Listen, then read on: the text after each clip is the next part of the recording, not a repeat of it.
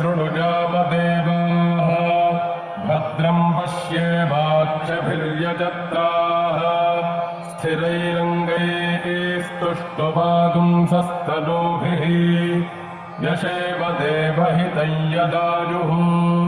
स्वस्ति न इन्द्रो वृद्धश्रवाः स्वस्ति नः पूषा विश्ववेदाः स्वस्ति नस्तार्क्ष्यो अरिष्टनेमिः स्वस्ति नो बृहस्पतिर्दधातु ॐ शान्तिः शान्तिः शान्तिः ॐ लं नमस्ते गणपतये त्वमेव प्रत्यक्षं तत्त्वमसि त्वमेव केवलं कर्तासि त्वमेव केवलं धर्तासि त्वमेव केवलं हर्तासि त्वमेव सर्वं खल्विदं ब्रह्मासि त्वं साक्षादात्मासि नित्यं ऋतं वच्मि सत्यं वच्मि अवत्वं माम् अववक्तारम् अवश्रोतारम् अवधातारम् अवधातारम् अवानोचानमवशिष्यम् अवपश्चात्तात् अवपुरस्तात् अवोत्तरात्तात् अवदक्षिणात्तात् अवचोर्ध्वात्तात्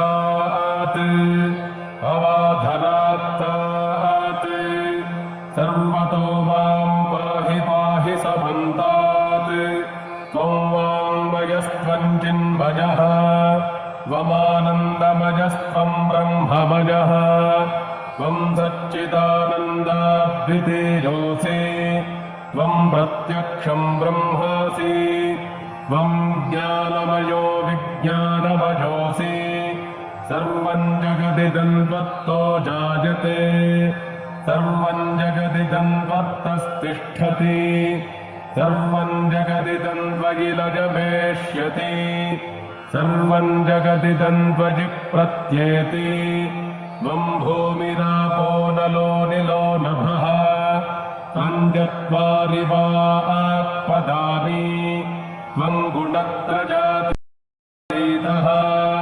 त्वम् अवस्थात्रयातीतः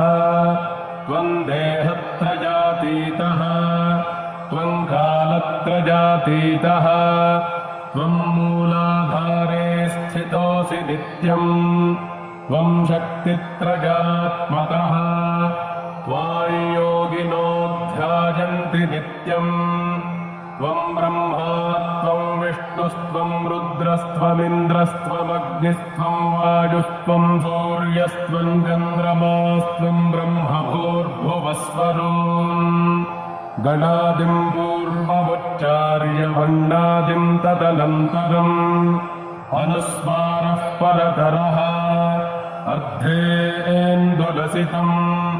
तारेण रुद्धम् एतत्तव मनुस्वरूपम् गदारः पूर्वरूपम् अदारो मध्यमरूपम् अनुस्वारश्चान्त्यरूपम् बिन्दुरुत्तररूपम् नादः सन्धानम् सगंहिता सन्धिः सैषा गाणेशविद्या गणकऋषिः निजगायत्री।